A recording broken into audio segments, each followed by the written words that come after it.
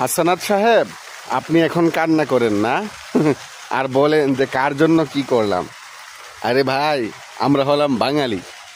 আমার জীবনে খুবই একটা তিক্ত অভিজ্ঞতা আছে, আপনাদের সাথে শেয়ার করি। আমি ঢাকা থেকে ময়মনসিংহ আসতেছিলাম, মানে তারাকান্দা, আমাদের বাড়ি তারাকান্দাতে আসতেছিলাম। আমি শেরপুরের গাড়িতে উঠছি, অনেক আগের একটা ঘটনা।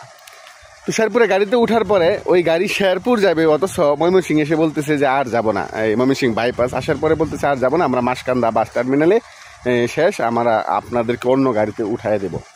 তো রাত হয়ে গেছে অনেক, তো অন্য গাড়ি কোথায় পাবে, বা পাইলেও ওই গাড়িতে তো সিট পাবে না। তো এই যাত্রীরা তো একটা পেরেশানির মধ্যে পড়বে। তখন অনেকে প্রতিবাদ করতেছে, করে করে যখন দেখতেছে তাদের সাথে পেরে উঠতেছে না, তখন সকলেই প্রতিবাদ করতে করতে আর টাকা ফেরত নিতে নিতে নেমে যাচ্ছে। তো একজন মহিলা ছিলেন, বয়স্ক মহিলা, দুজন মহিলা আর কি, সাথে একটা ছোটো বাচ্চা। তো উনারা গাড়ি থেকে নামবেই না। তো নামবেই না, তাদের পক্ষ হয়ে আমি বললাম যে ভাই, এটা আপনারা মানুষকে পেরেশানি দেওয়ার জন্য এরকম করতেছেন। আমি তো একা, কোনো সমস্যা ছিল না। তখন আরও কিছু যাত্রীর কথা চিন্তা ভাবনা করে মানে আমি প্রতিবাদটা একটু বেশি করছি, এবং যাত্রীদের পক্ষ থেকে হয়তো এমন কিছু কথা বলছি যেটা শোনার পরে বাসের স্টাফ যারা আছে তারা মানে জিনিসটাকে আর নিতে পারে নাই। তখন কিন্তু তারা এক পর্যায়ে ক্ষিপ্ত হয়ে আমার উপরে হামলা করে বসছে। তো আমিও তো কম না। তখন আমি মানে একাই ওদেরকে যখন দেখতেছি যে আমার সাথে তারা তিনজন পেরে উঠতেছে না, তখন হঠাৎ করে এমন একটা কথা বলছে যে সুপারভাইজার, যে আমাদের যে ইনকাম, মানে যে কি আপ ডাউন না কি জানি বলে, এটা যে বাসের টাকা আর কি, যে টাকাটা তারা কালেকশন করছে, বলতেছে এই টাকা পাইতেছি না, টাকা শেষ, টাকা ও নিয়ে গেছে। মানে আমাকে বলতেছে, আমাকে দোষারোপ করতেছে যে আমি তাদের 30,000 টাকার মতন ছিল, সেটাকে নিয়ে গেছি, এখন এই টাকা আমাকে দেওয়া লাগবে। মানে এটা কখন বলছি, যখন আমার সাথে পেরে উঠতেছে না। তো তখন এটা শোনার পরে মানে আমিও কেমন জানি হয়ে গেলাম, আমি আর মারামারি করতেছি না।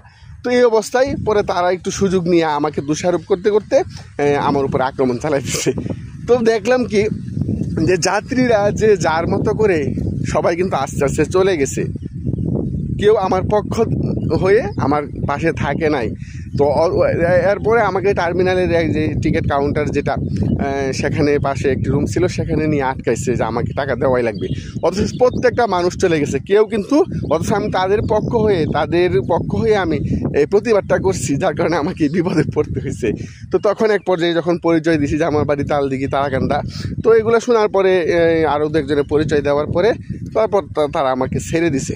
তো এই যে আমার জীবনের একটা তিক্ত অভিজ্ঞতা। এরপর থেকে আমি রাস্তাঘাটে কোথাও কারো পক্ষ হয়ে কোনো কিছু বলতে চাই না, কারণ আমরা বাঙালিরা এরকমই।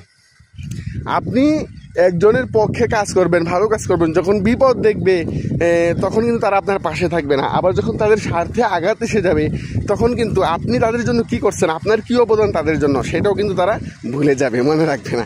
সুতরাং হাসানাত আবদুল্লাহ সাহেব, আপনাকে বোঝা রাখবে যে আমরা বাঙালি।